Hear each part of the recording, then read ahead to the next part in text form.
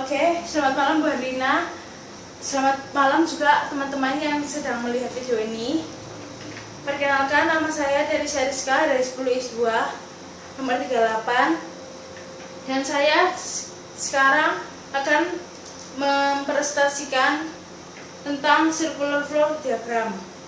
Di dalam circular flow diagram ini terdapat beberapa macam-macam, yaitu rumah tangga, pemerintahan, pasar output, pasar input, perusahaan, dan juga luar negeri.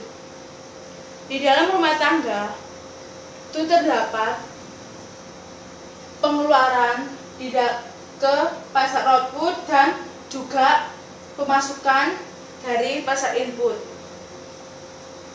Di dalam rumah tangga ini terdapat banyak barang dan jasa dari pasar output. Dikarenakan tanpa adanya pasar output dan pasar input, dalam rumah tangga ini tidak akan berjalan. Karena rumah tangga ini itu sering digunakan oleh masyarakat sekitarnya untuk menghasilkan suatu barang dan jasa. Dan juga meskipun barang dan jasa ini di dalam rumah tangga aja, barang dan jasa ini dihasilkan dari mahal tenaga kerja atau faktor produksi ke pasar input. Faktor produksi ini ke pasar input karena tidak ada faktor produksi, pasar input dan pasar output itu tidak berjalan tanpa adanya rumah tangga ini. Dan juga pasar input ini dari sumber daya rumah tangga. Sumber daya ini dihasilkan pengeluaran. Pengeluaran ini ke faktor produksi perusahaan. Pasar input mengeluarkan faktor produksi perusahaan karena tidak selayaknya pasar input ini berdiri sendiri tanpa adanya perusahaan dan pemerintahan. Dan juga faktor produksi ini dihasilkan oleh perusahaan. Dalam perusahaan ini itu dihasilkan oleh orang yang selalu bekerja keras untuk menghasilkan barang dan jasa yang mereka lakukan dalam kehidupan sehari-hari. Perusahaan ini membayar pajak dan subsidi ke pemerintah karena berdirinya perusahaan itu berawal dari pemerintah. Mau menyetujui atau tidaknya itu dari pemerintah. Pemerintah ini tuh dari barang dan jasanya itu jasa publik lari ke rumah tangga karena suatu pemerintahan tanpa dilandasi oleh rumah tangga itu tidak akan maju. Karena sama saja pemerintahan itu orang-orang yang mencakup kehidupannya, kebiasaannya barang dan jasa itu setiap hari dalam rumah tangga ini. Dan juga kalau rumah tangga ini mengeluarkan pasar output,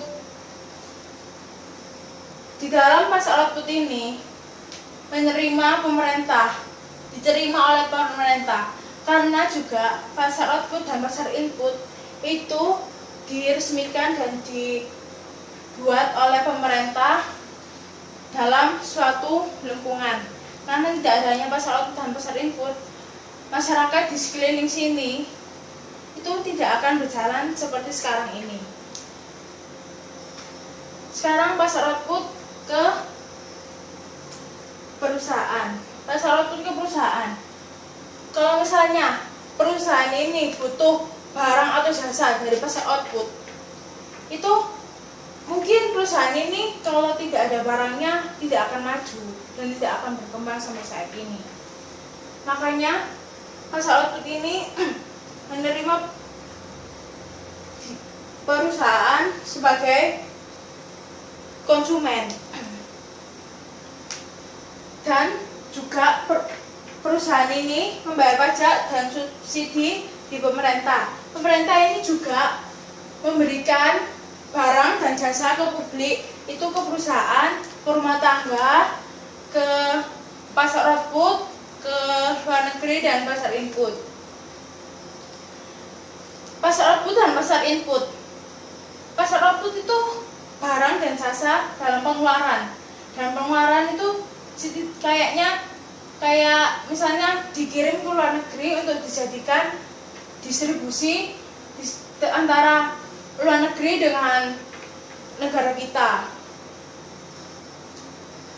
Di dalam pasar input ini itu ada sumber daya pengeluaran ke luar negeri, karena luar negeri dengan negara kita di sini itu bekerja sama.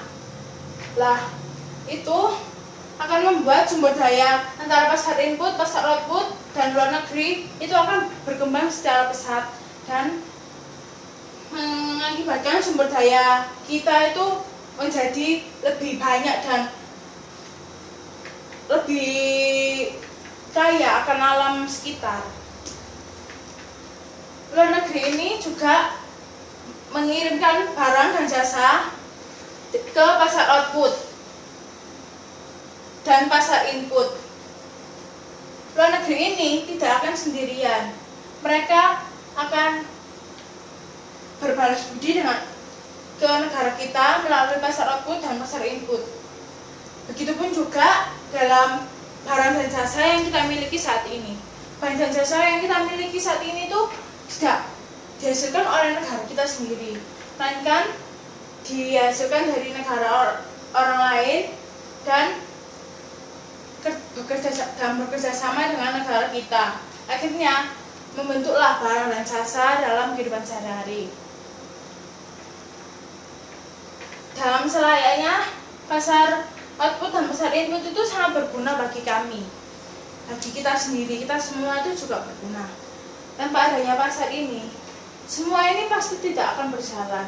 Rumah tangga tidak akan berdiri, pemerintah tidak akan berdiri juga, perusahaan tidak akan berdiri juga. Dan luar negeri ini tidak akan mau bekerja sama dengan kita karena tidak ada pasar output dan pasar input.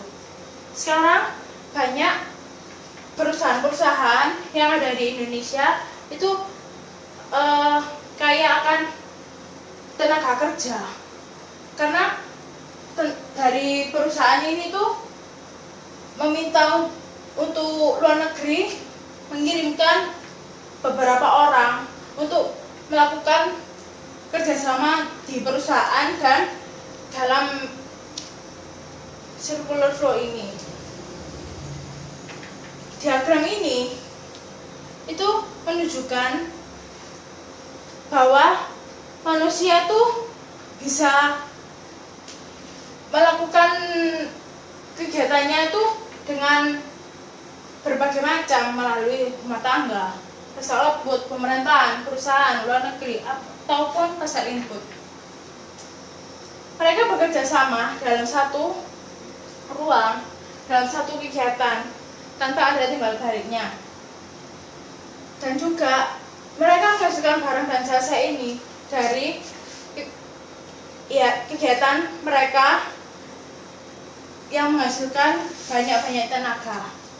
Makanya di perusahaan atau pemerintahan ini banyak menghasilkan barang dan jasa, karena yaitu tenaga kerja banyak dilakukan di daerah sini, dan banyak yang dari luar negeri ini berpindah ke Indonesia untuk melakukan melakukan kerjasama antar daerah, antar negara ini. Dan juga tak lupa dengan faktor-faktor produksi yang dimiliki oleh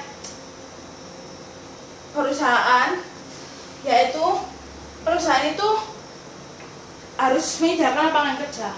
Lah, dalam penyediaan lapangan kerja ini kita tuh tidak boleh berputus asa sebelum melakukannya, dan juga harus menghasilkan banyak orang untuk melakukan kegiatan perusahaan dan kegiatan pemerintahan. Semuanya ini didirikan satu dan atau bekerja sama dengan luar negeri. Politik luar negeri ini akan terus berkembang dengan negara Indonesia karena banyaknya kegiatan kerjasama mereka yang tidak ada batasnya. Sekian, terima kasih, dan semoga ini bermanfaat bagi kalian. Maaf kalau ada salah kata atau apa, saya minta maaf. Terima kasih.